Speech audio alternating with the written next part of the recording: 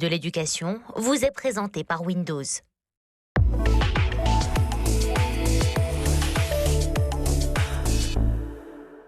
Bonjour à tous et bienvenue dans le grand JT de l'éducation. Tout de suite, le sommaire. Faut-il pratiquer l'écriture inclusive à l'école? Si Jean-Michel Blanquer, le ministre de l'Éducation, l'a formellement interdit, eh bien l'évolution de la langue française ces dernières années remet constamment ce débat au goût du jour. On en parle avec nos invités dans un instant. Comme chaque vendredi, eh bien, on donne aujourd'hui la parole aux enfants dans le grand JT de l'éducation. Cette semaine, on leur a demandé leur définition du bonheur. Et puis, Malika Ménard va recevoir Taïk Chris qui raconte ses souvenirs d'écolier. Mais tout de suite, c'est l'actu en bref avec Mickaël Dorian.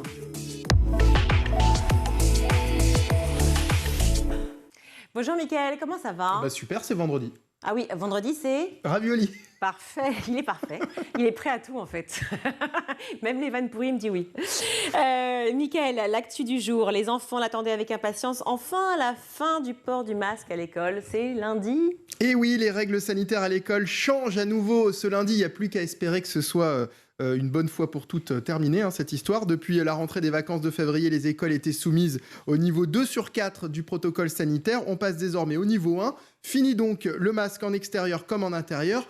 Autre changement, les enfants peuvent à nouveau se mélanger. À la cantine, par exemple, ils pourront manger à côté de leurs copains d'autres classes. Pas de changement, en revanche, concernant le dispositif en cas d'élève positif. S'il a moins de 12 ans, il devra s'isoler 7 jours.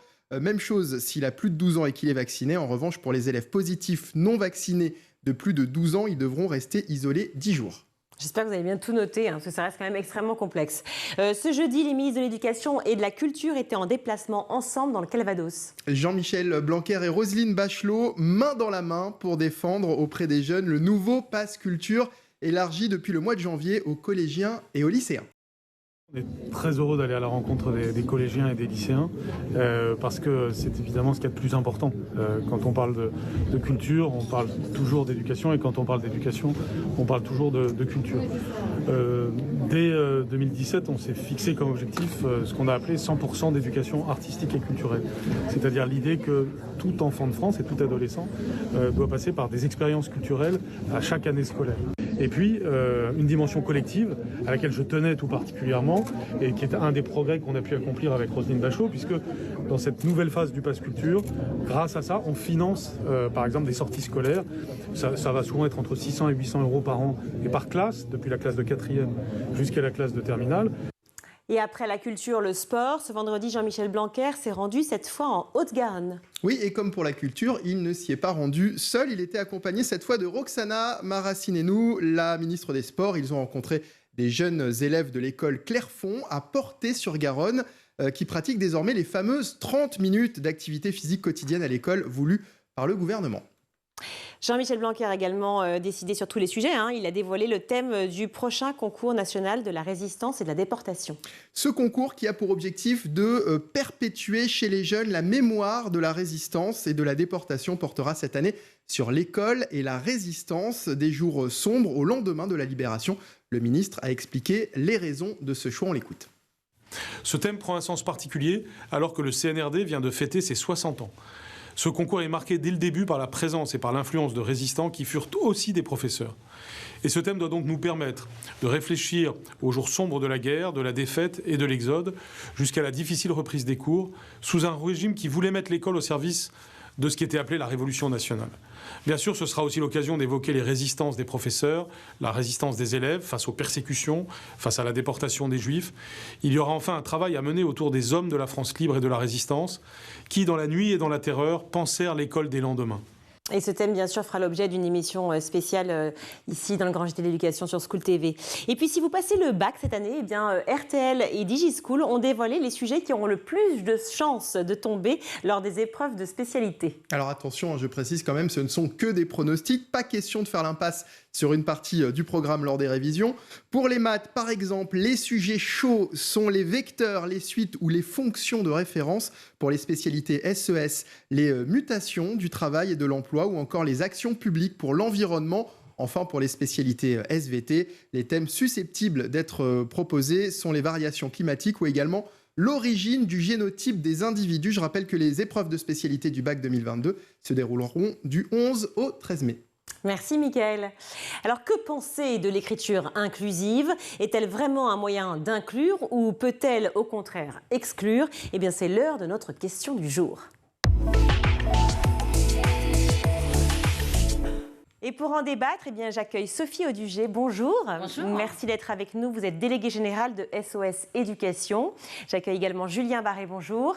Bonjour. Merci aussi d'être avec nous. Vous êtes linguiste et auteur de Parler avec style aux éditions First, ainsi que les meilleurs punchlines du rap et les nouveaux mots du dico et plein d'autres bouquins qu'on peut retrouver évidemment sur le net. J'accueille également Brice Poulot. Bonjour. Bonjour. On vous a déjà vu ici sur School. Merci de revenir. Vous êtes directeur langue et métiers à l'ISIT, une école de management interculturelle.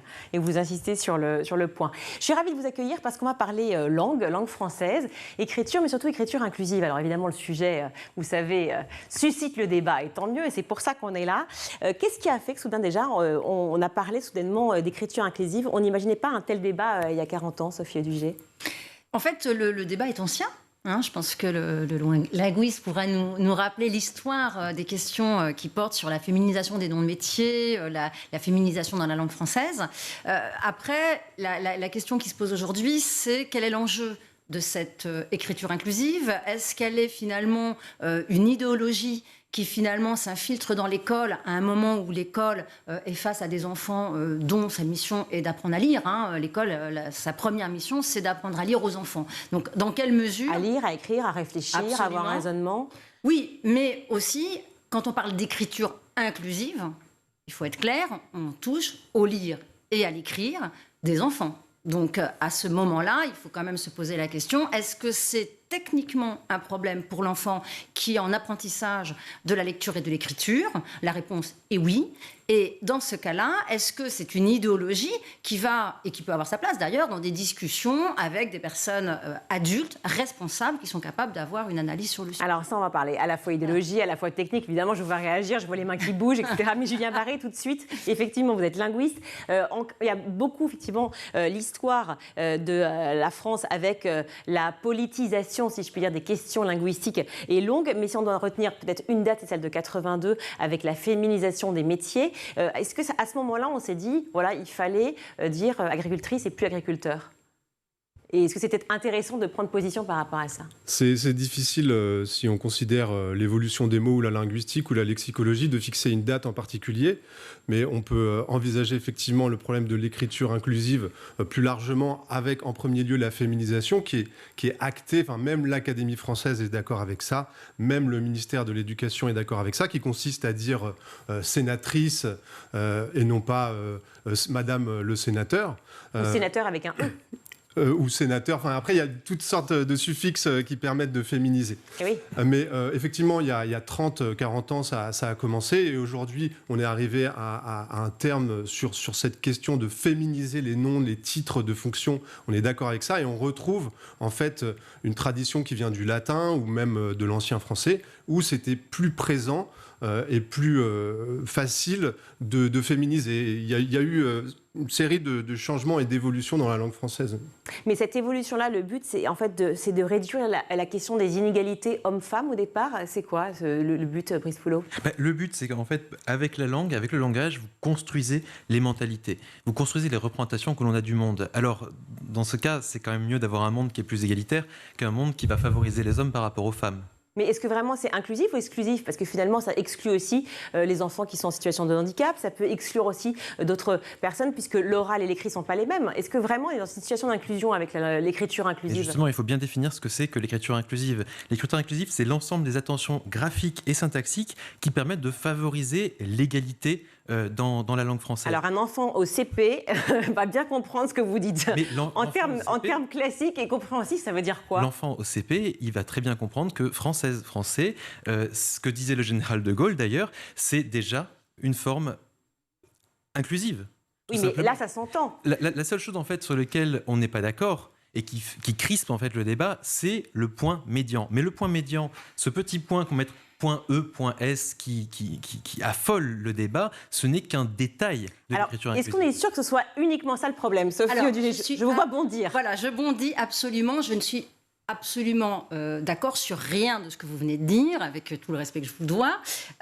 Pourquoi? Parce que, d'abord, la féminisation des noms de métiers, elle est reconnue comme possible par l'Académie française, mais elle n'est pas imposée. C'est-à-dire qu'on laisse à la femme, d'accord, le droit de choisir si elle veut utiliser la forme féminine ou pas. Il ne faut pas sous-estimer le fait qu'un certain nombre de femmes qui sont battues pour la liberté des droits des femmes, notamment aux plus hautes fonctions, refusent catégoriquement d'utiliser la féminisation de leur nom de métier. Et en fait, il faut bien distinguer ce qui relève d'un métier. D'ailleurs, les noms de métiers étaient déjà féminisés au Moyen-Âge, donc il n'y a rien de nouveau par rapport à cela. En fait, tout le travail qui a été fait, notamment par un rapport très important qui a été mené, je crois, en 98 ou 99, à la demande de M. Jospin, à l'époque Premier ministre, c'était de savoir quel était l'enjeu profond de cette féminisation des noms de métiers. Il a distingué deux choses, enfin ils ont distingué deux choses, sur un rapport qui est extrêmement intéressant d'ailleurs et très riche, c'est que le métier appartient à la personne et il se façonne avec l'identité de la personne qu'il exerce, alors que la fonction et le mandat, ce sont des charges qu'on occupe. Et à ce titre-là, ils ne sont pas genrés. Et le fait de revendiquer le fait qu'on ne veut justement pas genrer une fonction ou un mandat, c'est reconnaître qu'une femme ou un homme, mais aussi une femme, peut exercer les mêmes fonctions que n'importe quel homme. Et vous pouvez... moi, je trouve absolument sublime le début du discours de réception de Simone Veil à l'Académie française, où justement elle démarre en disant « Madame le secrétaire perpétuel ». Et elle dit bien, nous ne sommes pas dupes de cela. On sait très bien que la féminisation des dons de métier n'est pas un accélérateur de la parité et de l'égalité homme-femme. En fait, la féminisation des noms de métier ou de la langue n'a jamais produit de conséquences positives sur le droit des femmes. Et il faut le dire, il ne faut pas mentir aux enfants là-dessus. C'est important. Non, mais c'est très important parce que... C'est important. Effectivement, mais lorsque l'on a la vice-présidente de l'Assemblée nationale, il y a quelques années de ça, qui se fait appeler Madame le Président par un député les Républicains, et elle insiste en disant ça sera Madame la Présidente, et que ce député insiste en disant très bien, Madame le Président, là on peut dire que la question du respect, elle n'est pas là. Non, mais c'est pas de cela qu'on est dit. Une norme. On n'est pas sur le même sujet, peut-être, non? Enfin... On n'est pas du tout sur le même sujet. Vous avez toujours des imbéciles qui veulent s'amuser à mettre en difficulté une femme. C'est exactement comme Simone Veil se faisait siffler quand elle venait en jupe. Enfin, je veux dire, des abrutis, il y en a toujours eu, on a toujours connu. Et c'est bien. Non, mais on aimerait des noms. Je sais pas comment on pourrait en donner. Mais en fait, le sujet, il est qu'il ne faut surtout pas se tromper sur l'enjeu et l'objectif. Je veux dire, est-ce que la féminisation. D'abord, vous avez dit quelque chose qui me semble très important. Non, les mots ne sont pas féminisés ou masculinisés. Et c'est la façon dont on va formuler des mots entre eux, qu'on va construire des phrases, qu'on va développer une pensée. Et la langue française a ça de formidable, c'est qu'elle vous permet de féminiser ce que vous voulez féminiser quand vous voulez le féminiser. Voilà. Qu'est-ce que vous en pensez, Julien Barré, de ça? J'aimerais essayer de donner un peu de nuance au débat. Il y a une question qui est importante, c'est le genre neutre. En latin, il y avait 3 genres, il y avait le masculin, le féminin et le neutre. L'évolution vers l'ancien français, le moyen français, le français moderne, a fait qu'on a eu 2 genres. Ensuite, le neutre, il a fallu lui attribuer un autre genre, ce sera masculin ou féminin. Il s'agit de savoir si la fonction de neutre qu'on attribue au masculin, elle est non genrée, enfin elle ne porte pas le stigmate ou la caractérisation de l'homme ou de la femme. Et ça, c'est une question qui est assez difficile à résoudre. Et aujourd'hui, on ne sait pas dans quelle mesure l'utilisation de la langue telle qu'elle est faite aujourd'hui pose ce principe... excusez-moi, c'est assez... l'usage... je vais recentrer le propos sur un truc qui me fascine. Allez-y. C'est qu'il y avait la réforme de l'orthographe en 1990. Et je trouve comparable la question de la réception que la société peut avoir de la question de l'écriture inclusive. On parle d'écriture inclusive, mais on pourrait parler de langage, et de la réforme de l'orthographe. La réforme de l'orthographe, ça consiste à simplifier l'usage pour favoriser l'apprentissage. Et en fait, la réforme de l'orthographe, ça consiste à suivre l'usage. Et on dit souvent que l'usage d'aujourd'hui... c'est la faute d'aujourd'hui, c'est la règle de demain. Donc, par exemple, quand on a supprimé, on a simplifié l'accord des participes passés, des participes passés complexes, qu'on a fait la soudure de deux mots du style porte-monnaie, qu'on a fait le pluriel des mots composés qui s'accordent plus simplement. C'était la réforme de l'orthographe. Et ça a vers été... une simplification. Ça a été refusé. Mais le problème, pour moi, ça ne posait pas de problème. Ça consiste à ce qu'on apprenne plus facilement. Oui, mais il n'y avait pas d'idéologie derrière ça, en fait. En fait, le problème concret qui est posé, c'est la transcription à l'oral de l'écriture inclusive. Et là, il y a une difficulté de fluidité qui se pose. Et en fait, ce n'est pas un usage on ne suit pas la société. C'est la société qui est à l'avant-garde. Et c'est savoir, est-ce que le rôle du linguiste, ça doit être un rôle de parti pris? Est-ce qu'on est dans quelque chose de militant? Et moi, je serais plutôt pour observer. Il y a deux camps, de toute façon, qui s'affrontent. Oui, mais vous avez une attitude de chercheur, mais enfin, dans la vie de tous les jours, pour un enfant ou pour une maman ou pour qui que ce soit qui est dans la société civile, je vais vous faire intervenir juste après. C'est l'usage qui va trancher. Oui, c'est l'usage qui va trancher, mais là, l'usage, par exemple, pas pour tranché. un enfant qui apprend donc à lire et à écrire, comment ça se passe de manière concrète? Si je prends sur le fameux, je vais retrouver ça tout de suite, vous avez fait une lettre, si je crois bien, à notre ministre de l'Éducation, Jean-Michel Blanquer.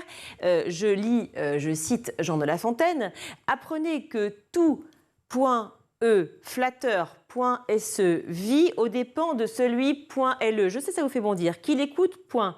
D'accord. Qu'est-ce qu'on fait? Qu'est-ce qu'on devient? Et, je cite, le corbeau et le renard, le L.E.A. d'accord, corbe.au. Non, deux L.E. On est dans la caricature. Mais c'est pas une caricature, attendez, je pose la question, caricature ou pas? Non, vous pouvez pas dire on va nuancer, vous pouvez pas dire je vais prendre de la hauteur, vous pouvez dire c'est la caricature. C'est le guide de l'écriture inclusive fourni et financé par les fonds publics. Vous ne pouvez pas aujourd'hui vous présenter aux gens en disant que c'est caricatural. Il y a un guide de 50 pages qui a été financé par l'argent public qui explique exactement que l'écriture inclusive, que ça vous plaise ou que ça vous plaise pas, c'est le point médian, c'est les doubles flexions, c'est l'accord de proximité. Voilà, donc on va y venir. Allez-y, répondez, Brice Là, Collot. on est clairement dans les caricatures. Il ne s'agit pas de réécrire Victor Hugo, il ne s'agit pas de réécrire les fables de La Fontaine. Il s'agit simplement d'avoir des écrits qui permettent aujourd'hui, des écrits qui vont être utilitaires, qui vont permettre à chacun et à chacune de se reconnaître dans le message. Je vais prendre un exemple tout simple. À l'ISIT, j'ai 90% d'étudiantes. 90%. Si j'écris mon mail, cher étudiant, je vous donne rendez-vous à la cafette pour parler de tel point ensemble. Voilà. J'ai l'air de quoi?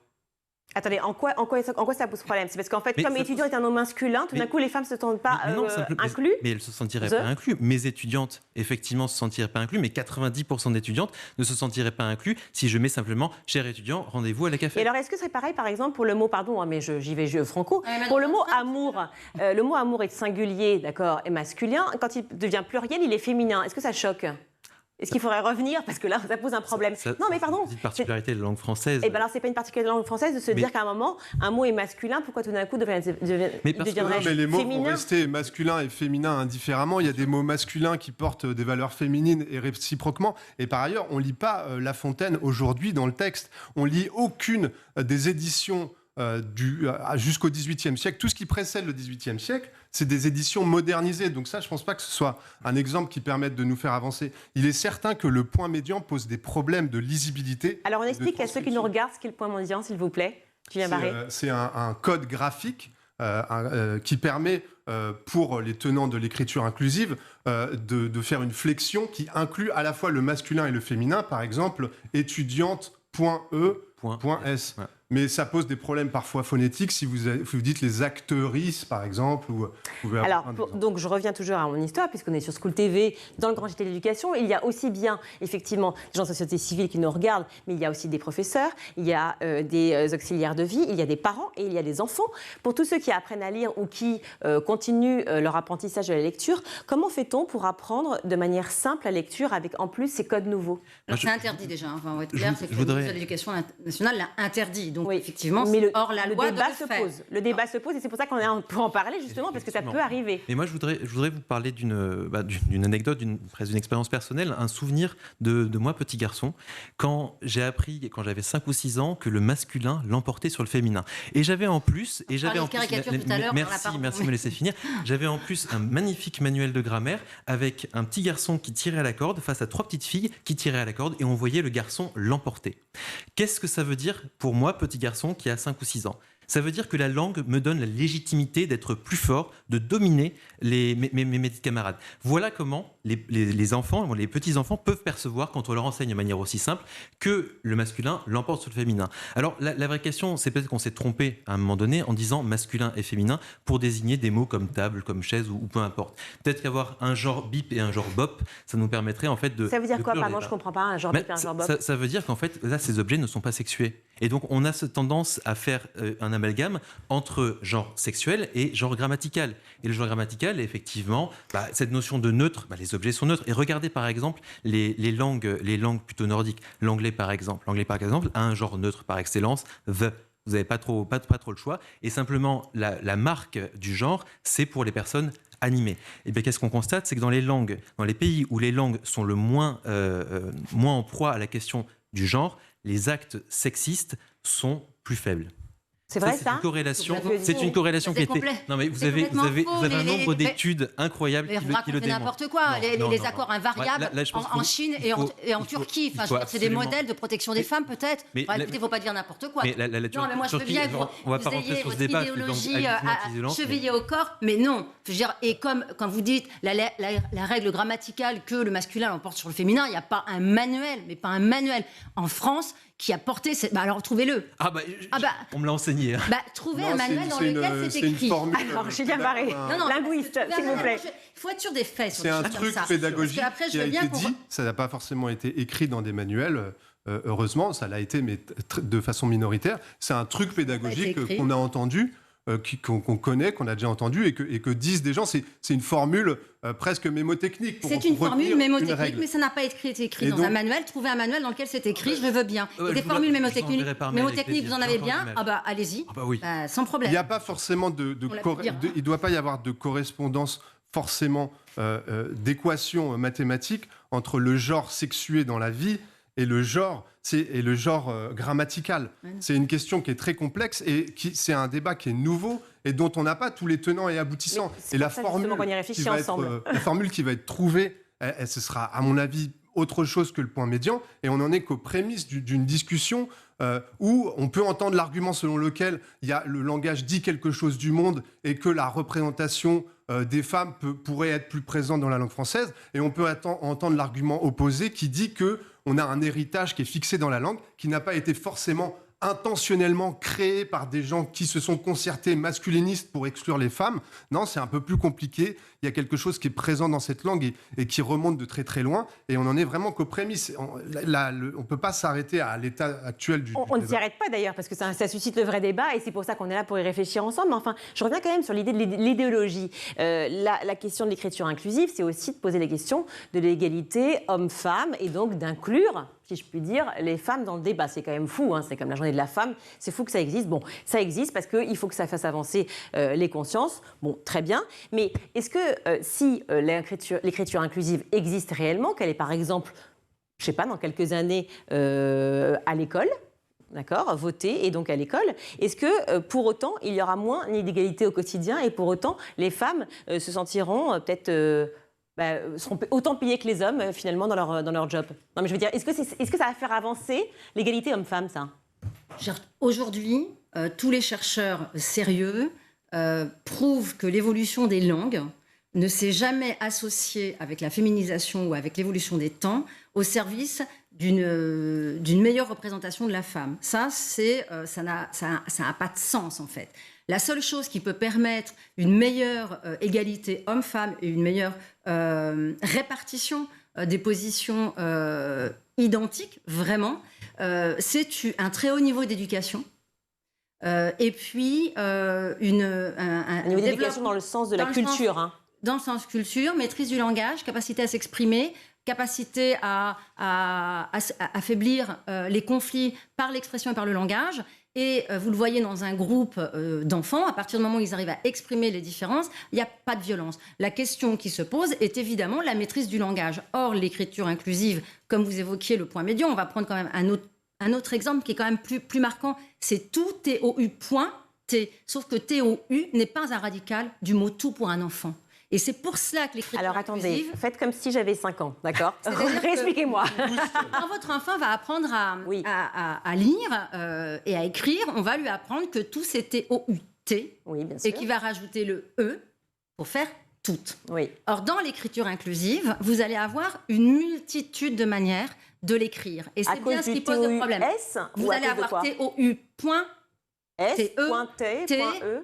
S, etc. Mais ça n'a rien à voir avec le féminisme, parce que le TOU.S, pour le Mais du coup, vous l'occurrence, cassez réunit les genres. vous cassez C'est le une radical. expérimentation, c'est des Vous cassez le balbutiements, radical. c'est pas du tout acté. Non, mais enfin, moi je trouve ça formidable que vous vouliez intégrer une norme Ah, je veux pas dans intégrer ça. l'enseignement. Il y a- Bah, c'est le sujet en fait. Oui, non, c'est le on sujet parle pas dans d'intégrer une norme l'enseignement. dans l'enseignement. Alors Il y a que la règle de l'Académie proximité. française, je voudrais juste finir, l'Académie française, son rôle, c'est de protéger les institutions, de protéger l'école.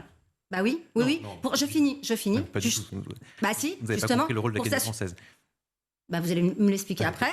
Mais pour que justement ce qui soit enseigné aux enfants soit quelque chose qui soit normé, parce qu'on ne peut acquérir un protocole aussi complexe que l'apprentissage de la lecture. Je rappelle quand même qu'en France, aujourd'hui, on a un enfant sur 20 qui ne sait pas lire.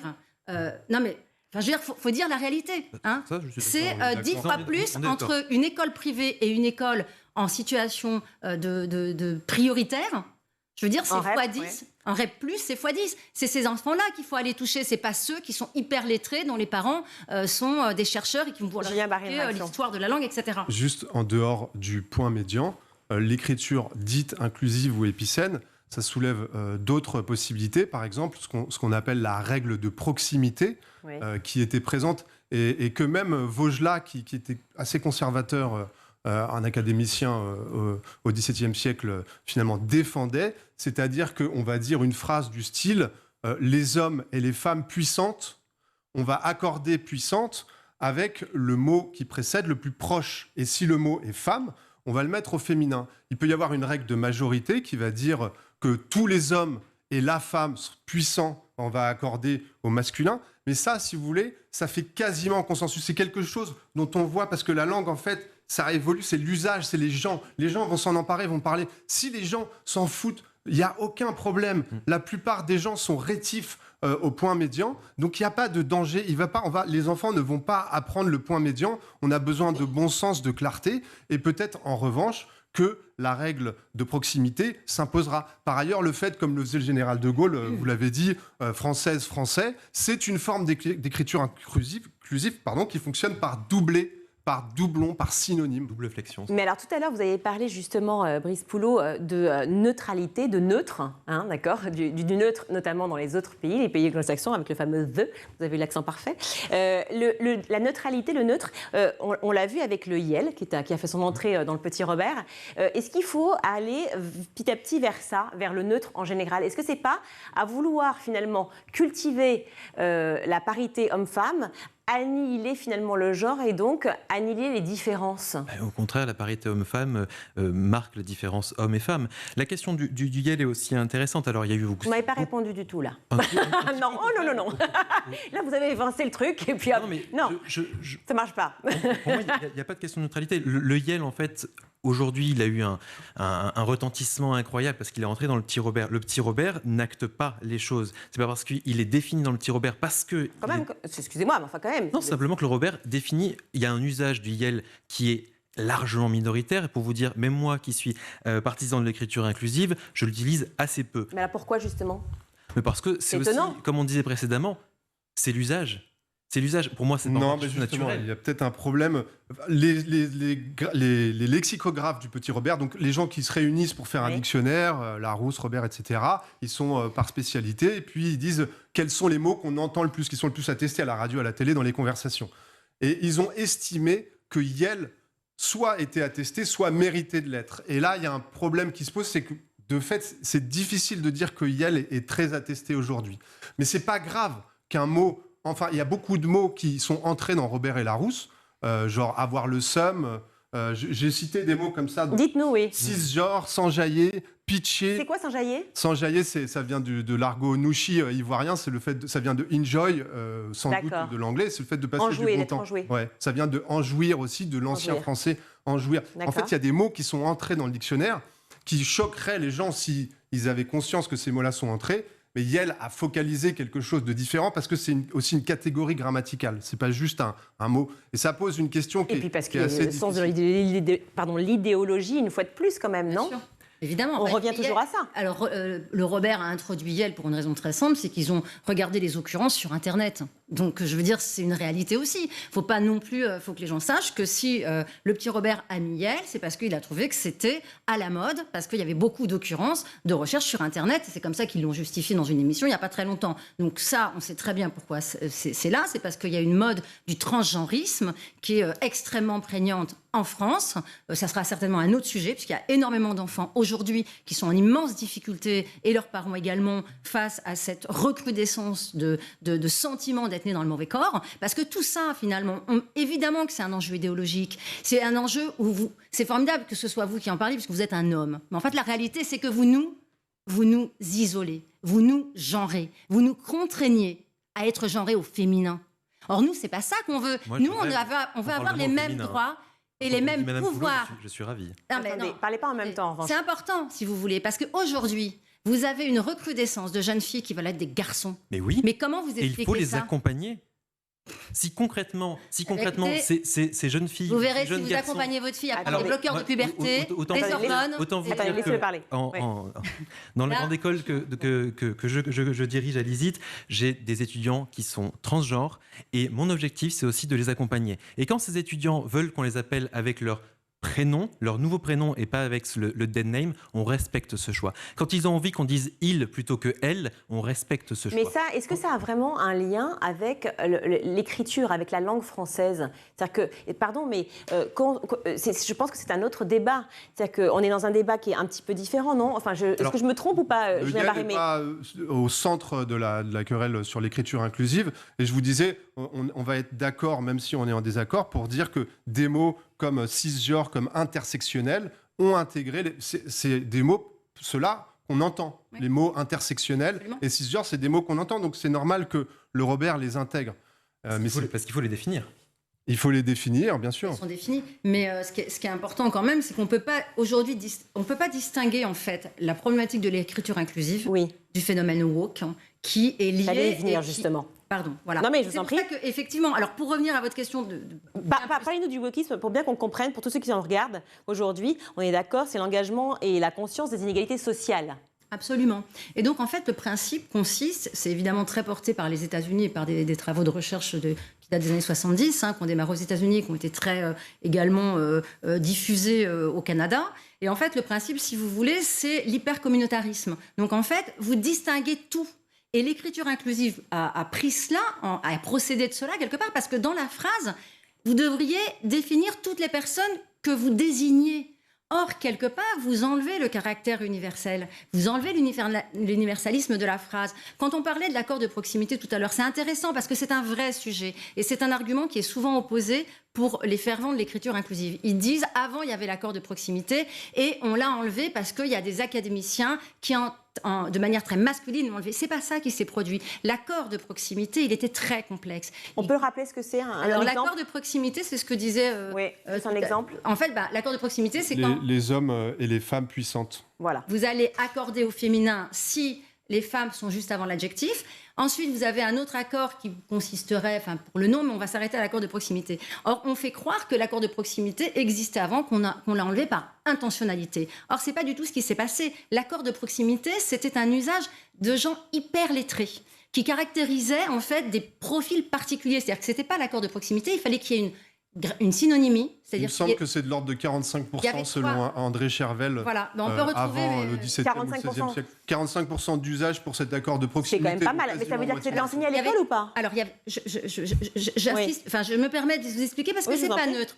Il y avait trois critères à l'époque. C'est que dans la phrase, il fallait qu'il y ait une synonymie, c'est-à-dire deux mots l'un à côté de l'autre proches. Par exemple, travail et occupation continuelle. On aurait mis deux LE parce qu'il y avait travail et occupation, les deux à côté. On est dans le cadre de la synonymie. Il y avait une question de gradation. Je ne sais plus l'exemple, le feu, le flambeau, la flamme. Et là, on accordait parce qu'on avait une gradation, on montait de niveau et donc on accordait. Et puis, une troisième caractéristique qui était, je ne l'ai plus en tête, mais enfin bon, une catégorisation. Ça me semble une reconstruction un peu rétrospective. L'usage au XVIe siècle était beaucoup moins fixé. Rétrospective, c'est pas rétrograde. Il y avait une grande variabilité des énoncés.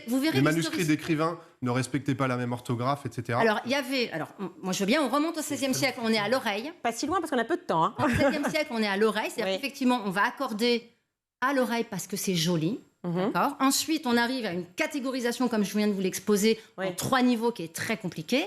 Et au moment où on va commencer à démocratiser l'instruction, et on va avoir l'école publique et qu'on va vouloir démocratiser, là, on va considérer que c'est trop compliqué pour les enfants et on va simplifier. Et c'est de la simplification de l'orthographe au mérite de la démocratisation de l'instruction qu'on va abandonner l'accord de proximité. Et ça n'a rien à voir avec une masculinisation volontaire de l'académie, ce qui est quand même pas neutre dans ce que ça dit. Voilà. Je pense que c'est important de préciser l'histoire des choses. Une réaction par rapport à cela, Non, parce que pour une fois, on est d'accord. Mais le but dans la vie, c'est pas d'être d'accord, c'est de partager, d'échanger, pour faire évoluer les consciences. Je voudrais revenir à cela. Pour l'instant, effectivement, vous l'avez rappelé, c'est interdit à l'école, l'écriture inclusive. Dans le cas où on y réfléchit, déjà, nous, ici, ensemble, et où d'autres, évidemment, y pensent bien avant nous, et y penseront bien après nous, qu'est-ce qui peut se passer pour des élèves qui donc apprennent cette fameuse écriture inclusive et donc la lecture inclusive, puisqu'il y a une vraie différence, une vraie dissonance, si je puis dire, une dichotomie entre ce qu'il y a à l'oral et à l'écrit. Comment on peut faire? L'imaginer, en tout cas. Je pense pas, je l'imagine pas, et je pense pas que ça adviendra tel que c'est présenté. Mais donc excusez-moi, mais si ça ne vient pas, ça veut dire que ça resterait donc juste un aspect littéraire, en fait, une possibilité. Je ne fais pas partie des gens qui défendent ni qui m'opposent, mais ceux qui défendent l'écriture inclusive ont tout à gagner, et c'est dans leur esprit, à affiner leur position. C'est une sorte d'expérimentation in vivo, c'est-à-dire l'usage, on a toujours un temps de retard. Les gens qui fixent les mots dans le dictionnaire ont toujours un temps de retard pour les faire rentrer. Mais là, on est dans une sorte d'ultra-contemporanéité où des gens proposent et jettent sur la place publique un nouvel usage qui n'a pas encore été testé, usé, quoi, qui n'a pas fait des allers-retours dans les conversations. Oui. Mais le problème de l'oral et l'écrit, il est très très présent en langue française. Et la langue, de manière générale, juste en un mot qu'on parle, celle qu'on est en train de parler, là, par exemple, on n'utilise pas de négation. À l'écrit, il y a des négations. On n'utilise pas de négation, par exemple, là vous l'avez utilisé. N apostrophe pas, excusez-moi, j'ai une oreille. Non mais là où je vous rejoins, c'est qu'effectivement, si on dit les choses que j'ai utilisées, le EES, effectivement, on ne l'a pas à l'oreille, alors qu'on doit l'avoir à l'écrit. C'est difficile pour les nouveaux apprenants, entre guillemets, du français, d'appréhender cette langue qui est extrêmement complexe et dont la graphie, l'orthographe procède de choses qui ont été faites, notamment à l'Académie française lorsqu'elle a été créée en 1635. Simplifier cette langue, c'est aussi peut-être un des enjeux que vous défendez à ce moment-là.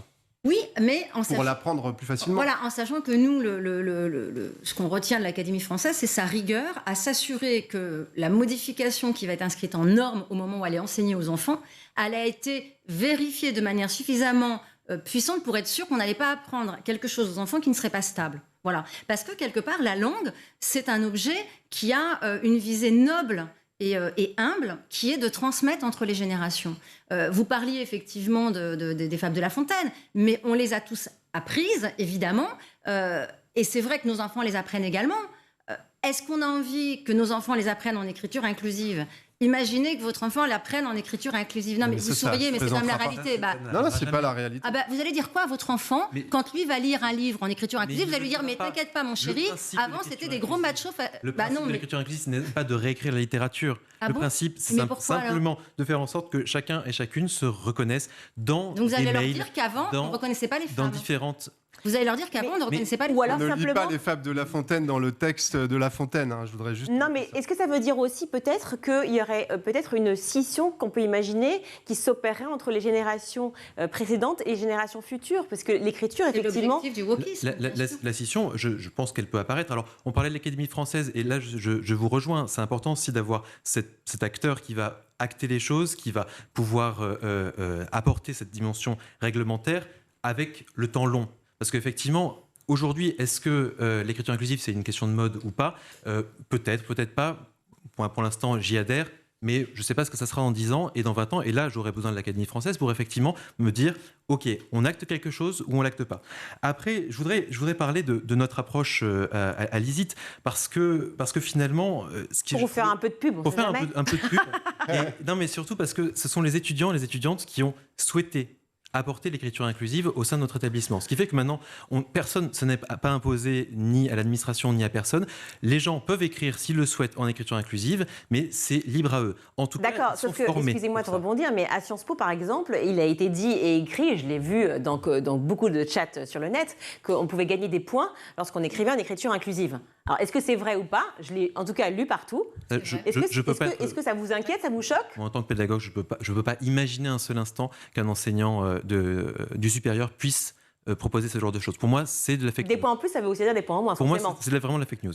En fait, vous imposez l'écriture inclusive, mais c'est plus difficile d'imposer la langue inclusive si on proposer, pas imposer. Ou proposer. En fait, personne ne parle en langue orale, phonétique, inclusive. Ça reste pour l'instant quelque chose de plutôt idéologique qui veut changer la société pour des bonnes ou des mauvaises raisons, ou peut-être pour des bonnes raisons de représentativité des femmes ou des minorités qui veut changer la société. Mais le code de transcription du point médian, déjà, il n'y a pas de transposition facile en français entre l'oral et l'écrit. Mais alors là, il y a personne, je n'ai entendu personne parler couramment, fluently, l'écriture inclusive, la parole justement, inclusive. Parce que vous êtes quand même très souvent effectivement accompagné de gens qui s'expriment et qui prennent la parole devant beaucoup de monde. Vous avez sorti donc le dernier livre que vous avez sorti qui s'appelle Parler avec style. Parler avec style, ça pourrait être aussi peut-être avoir une autre façon de s'exprimer, utiliser un autre langage, un langage nouveau qui pourrait, parce qu'on l'a vu, l'écriture inclusive fait déjà l'objet de beaucoup de parodie ou de sketch, si je puis dire, d'humoristes aujourd'hui. Et tant mieux, il faut plaisanter, enfin, à mon sens, plaisanter de tout. Mais est-ce que là, en l'occurrence, avec vos élèves, je ne sais pas si on appelle des élèves, des étudiants, des gens qui prennent voilà, la parole. vous pourriez inclure justement cette écriture inclusive? Oui, c'est une bonne question, je vous remercie.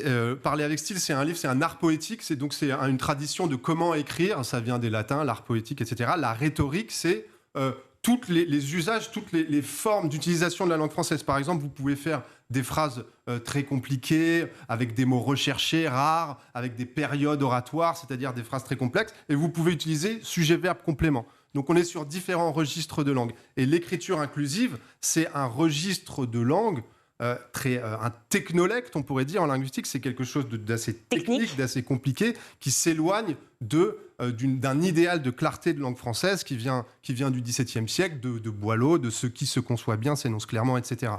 Et donc, les ateliers de prise de parole, tout ce retour de l'éloquence, de la rhétorique, de l'art oratoire, permet de jouer là-dessus, aussi d'un côté poétique ou même avec du slam. Et vous pouvez faire plein d'exercices avec beaucoup de rimes, beaucoup de mots recherchés. Vous pouvez faire des jeux en commençant tout le temps par la même lettre. Et c'est certain qu'avec l'écriture inclusive, il y a du boulot pour les humoristes, mais aussi peut-être pour l'art poétique. C'est l'art poétique et le jeu. Après, est-ce que vraiment ça doit devenir une écriture établie et académique? Il reste à inventer une langue inclusive qui soit... On va s'arrêter là-dessus. Je suis désolée, il reste tout à inventer, c'est magnifique, mais on en reparlera avec plaisir. On refera un débat parce que je vois que c'est animé et que chacun a des prises de position très fortes. Mais merci 1000 fois. C'était passionnant d'être avec nous. Merci Sophie Audugé. Je rappelle que vous êtes déléguée générale de SOS Éducation. Julien Barré, vous êtes linguiste et auteur de Parler avec style aux éditions First, ainsi que les nouveaux mots du dico et les meilleures punchlines du rap. Et puis Brice Poulot, merci aussi d'avoir été avec nous. Vous êtes directeur de langues et métiers à l'ISIT, une école de management interculturel. Restez avec nous, on se retrouve tout de suite après la pub.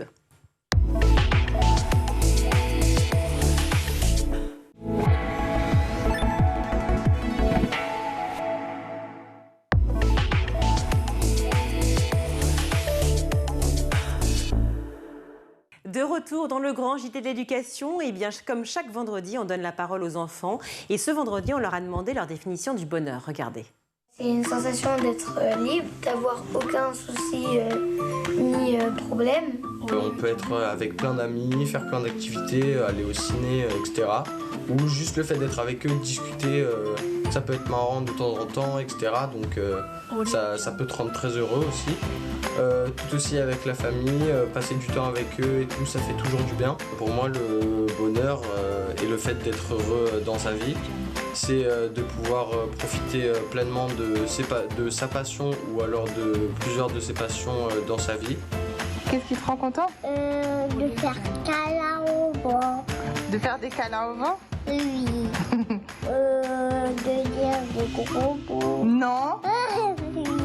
De voir mes amis, de faire mes loisirs, de faire des choses que j'aime bien, de faire des nouvelles choses, d'apprendre, de parler et de faire ce qu'on aime. Ils sont absolument adorables. Ouais. Tout de suite, c'est l'heure de Souvenirs d'écoliers. Cette semaine, Malika Ménard reçoit Taïk Chris. L'école de demain pour vous alors, c'est quoi? L'école de demain, ça sera beaucoup d'écoles mélangées avec la tech, ça c'est sûr, et pas que évidemment celle que je ferai. Je pense, il y a je crois Elon Musk qui a créé pour le coup une propre école pour ses enfants qui s'appelle Ad Astra. La preuve, en tout cas, lui ne voulait pas. Alors peut-être parce qu'il voyage et que c'est les enfants d'Elon Musk, ça devait être compliqué. Mais c'est aussi parce que le système scolaire normal est à réinventer. Donc je pense qu'avec la technologie, il y aura beaucoup de réinventions qui vont arriver. Donc je ne sais pas quel sera le meilleur système, mais un truc qui est sûr, c'est qu'il faut améliorer les choses. Donc là, on est vraiment au démarrage de votre idée de l'école.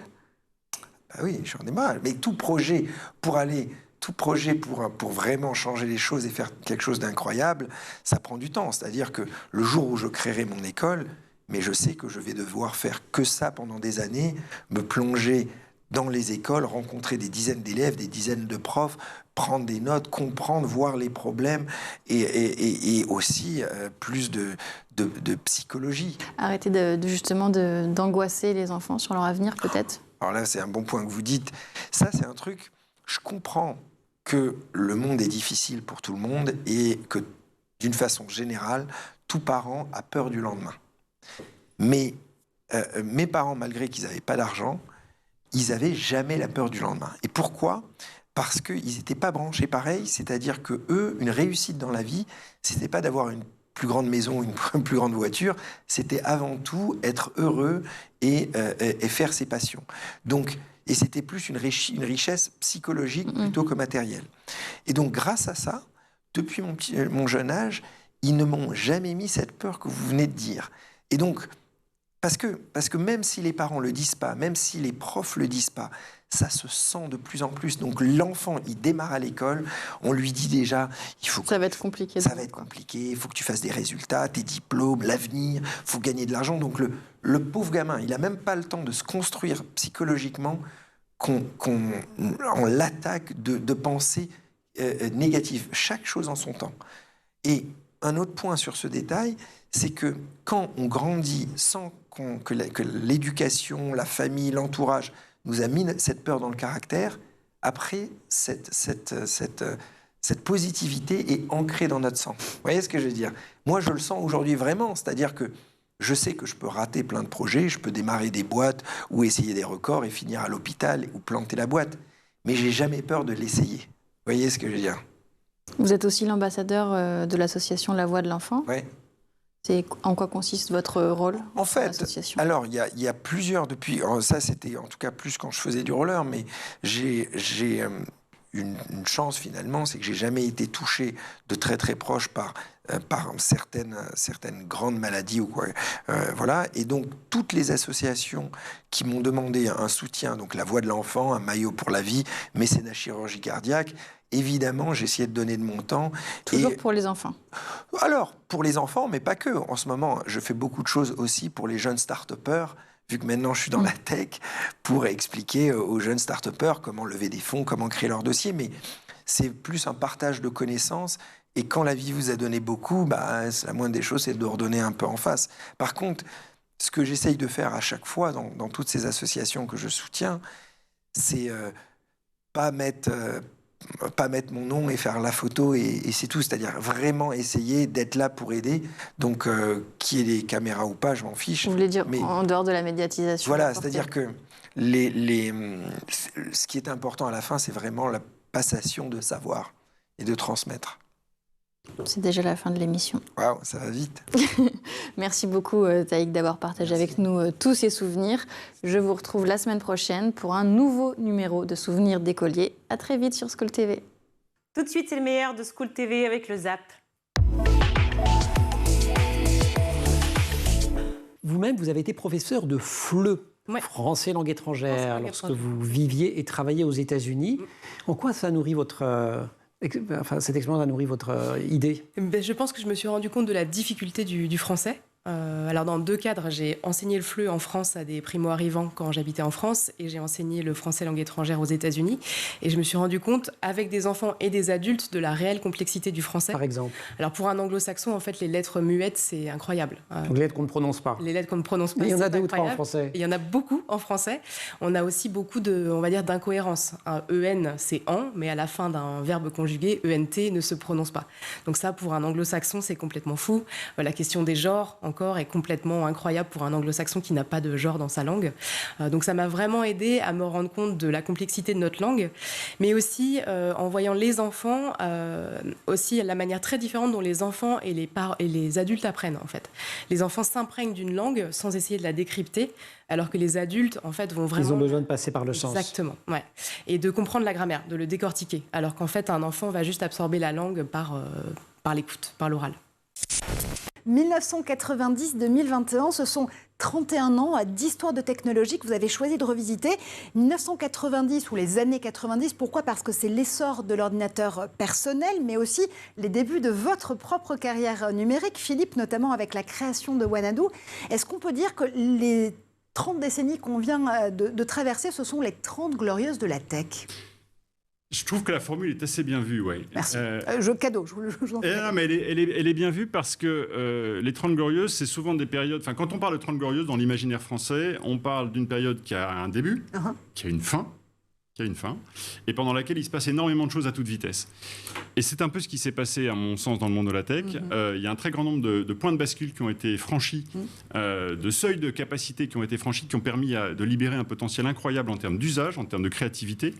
Et ce que j'affirme aussi, ce que je prétends aussi, c'est que la révolution numérique, elle est maintenant derrière nous, et que ce qui est devant nous, c'est la gestion de ses conséquences. Les professeurs dans les écoles vietnamiennes sont extrêmement respectés. Et comme on le disait, ils reçoivent souvent des enveloppes. Alors, ce n'est pas le cas pour nous. Mais souvent, les familles dans les écoles vietnamiennes donnent une enveloppe de reconnaissance aux enseignants. Mais ceci dit, nous, on le ressent également. Je veux dire, toutes les familles ou vietnamiennes ou d'origine vietnamienne, l'enseignant est extrêmement respecté. Et d'ailleurs, la fête des enseignants qui a lieu, je sais en octobre, quelque chose comme ça, c'est quelque chose qui est hyper important ici, que moi, j'avais jamais connu en France d'ailleurs, la journée des enseignants. Amal, Marianne, lire l'expression orale... On l'a dit, ça constitue à l'apprentissage de la lecture. Et donc, sur Corneille, il y a des petits exercices aussi oraux? Oui, alors on peut s'enregistrer, donc il y a un petit module où l'enfant peut s'enregistrer en train de lire et enregistrer ce petit texte sur le téléphone ou la tablette qu'il utilise. Donc ça, c'est vraiment l'idée que l'enfant prenne conscience de ce qu'il est en train de lire. Il y a beaucoup d'enfants qui se mettent à décoder et qui n'ont pas conscience que ça a du sens, donc c'est vraiment les aider là-dedans, leur aider à prendre confiance dans la lecture et puis aussi partager avec l'adulte qui les accompagne autour de la lecture et de l'oralité, l'importance de lire et de la signification de ce qu'on dit. Il y a un gros mot en matière de tech que tout le monde a sur les lèvres en ce moment, et c'est celui de la souveraineté numérique. Et c'est une thématique qui transpire justement dans le livre. Par souveraineté numérique, on entend une question à la fois d'indépendance politique, industrielle, économique. Mais est-ce que la souveraineté, c'est pas avant tout une question de business? Je pense que c'est une question de business, mais que la question de business, elle succède à la question de l'ambition politique. Pourquoi est-ce qu'on regarde le sujet comme ça? Parce qu'on a tous en tête le cas américain, parce que les Américains sont précisément l'endroit où se concentrent simultanément, pour le moment, la plus grande puissance militaire et la plus grande puissance économique. Et dans le cas d'espèce de la tech, pour le coup, c'est la plus grande puissance tout court. Les Américains ont d'ailleurs une manière assez intéressante de gérer le sujet. À nouveau, ils donnent la permission, ils laissent faire. Et puis, au moment où ils considèrent que ça devient un tout petit peu gênant et que certaines très, très, très grandes entreprises pourraient vouloir se considérer comme des États, là, ils leur rappellent simplement un terme légal. Ce sont des US persons, ce sont des entités américaines. Elles sont donc soumises à la loi américaine. Et le législateur se rappelle à leur bon souvenir, mais uniquement une fois qu'elles ont réussi, voire trop réussi. Pourquoi ? Parce que sur le plan géopolitique, c'est quand même tout de même mieux d'avoir les vrais champions et les champions mondiaux chez vous que de les avoir en face. Et ça, c'est une des premières clés de compréhension. Après, la souveraineté numérique, c'est un mot sur lequel ça va faire... l'année prochaine, il va fêter ses 10 ans. C'est ça. 10 ans en France qu'on parle de souveraineté numérique. Joyeux anniversaire. Voilà, joyeux anniversaire. On en a beaucoup parlé, on n'en a pas fait du tout, parce qu'on a oublié que dans souveraineté numérique, en fait, il y a deux mots. Il y a le mot numérique qui nous embête tous, il y a le mot souveraineté. Et qu'est-ce que c'est ? Est-ce qu'on a vraiment réfléchi à ce que c'est que la souveraineté ? La souveraineté, c'est la capacité à ne pas se faire dicter par quelqu'un d'autre ce qu'on a décidé de faire. Alors, dans le cas du GPS, qui est le premier exemple qui démarre dans les années 90, on voit très bien l'enjeu et progressivement, de grands blocs géopolitiques comprennent l'enjeu. Dans les autres domaines, on a fait une impasse absolument colossale sur les semi-conducteurs. Par exemple, qu'on essaie de rattraper aujourd'hui avec une politique notamment européenne qui essaie de doper la production de semi-conducteurs dans les États membres, et notamment on compte sur une pépite franco-italienne, en l'occurrence la ST Microelectronics. C'est dommage parce qu'on avait tout ça, on a tout laissé partir, et maintenant on se dit ciel. Et c'est géopolitique. Pourquoi ? Parce que tout le sujet se résume à un mot, voire à un nom de pays, c'est Taïwan. Et ce qui est en train de se passer aujourd'hui, quand on voit les très grandes puissances qui commencent à chatouiller leurs frontières et à marquer leur territoire et à poser des pions, Taïwan, c'est juste 80% de la production mondiale de semi-conducteurs. Et si aujourd'hui l'Occident perd l'accès à 80% de la production mondiale de semi-conducteurs, on a un très gros problème. Ce qui veut dire que Taïwan et les semi-conducteurs deviennent subitement un enjeu géopolitique colossal dans les rapports que nous avons entre Européens, Chinois, Américains et Russes. Moi, j'ai monté une entreprise où, en fait, nous, on a un système d'accompagnement aussi pour les élèves, pour plutôt les orphelins qui, eux, n'ont pas d'argent, pour qu'ils puissent, en fait, faire des études supérieures où un bénéfice sera versé pour créer ce système d'accompagnement. Parce qu'effectivement, l'université, les études supérieures sont vachement trop chères pour les IET. Et encore plus pour les orphelins qui, eux, n'ont pas de parents, qui n'ont pas de revenus et qui doivent faire des métiers manuels qui payent très très mal et qui sont très difficiles sur la vie de tous les jours. Justement, Chalina, vous pouvez nous dire comment s'appelle votre initiative et comment on peut vous contacter ? Vous avez une adresse internet ? Alors, la marque s'appelle Timda, T-I-M-D-A, qui veut dire cœur et cuir en viette. C'est une société que j'ai montée récemment qui fait dans la maroquinerie, où un bénéfice de notre chiffre d'affaires sera versé dans ce système d'accompagnement où mon père va rentrer dans la semaine prochaine pour mettre en place tout ce système d'accompagnement. On a déjà des partenariats avec certains orphelins au Vietnam, orphelinats, excusez-moi, pour en fait faire une sélection des orphelins qui souhaiteraient réussir. Il y a des orphelins qui n'ont pas de très bonnes notes, mais qui ont ce vouloir de réussir dans la vie, où nous allons faire cette sélection pour les accompagner tout le long, pour qu'ils puissent trouver un job qui leur ressemble.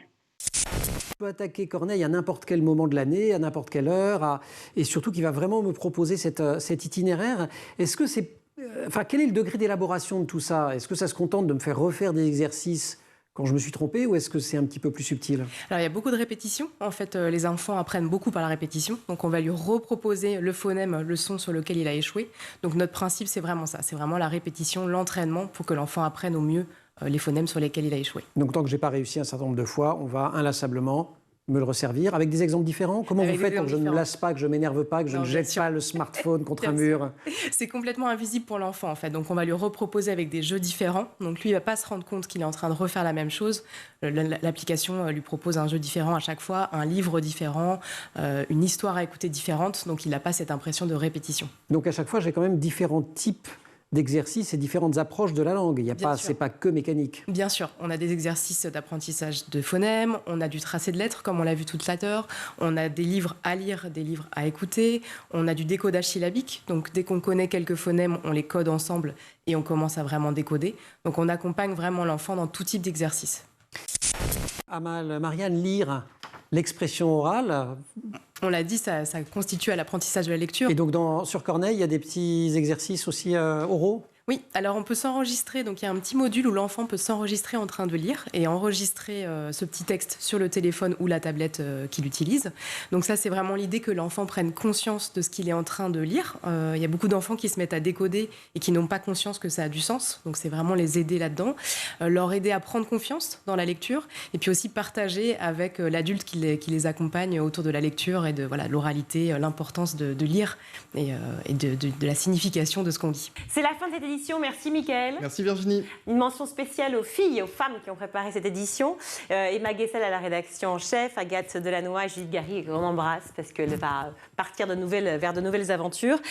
Amanda Montero au son, Alice Pitavi à la réalisation et Laure Edmond au make-up. On se retrouve lundi.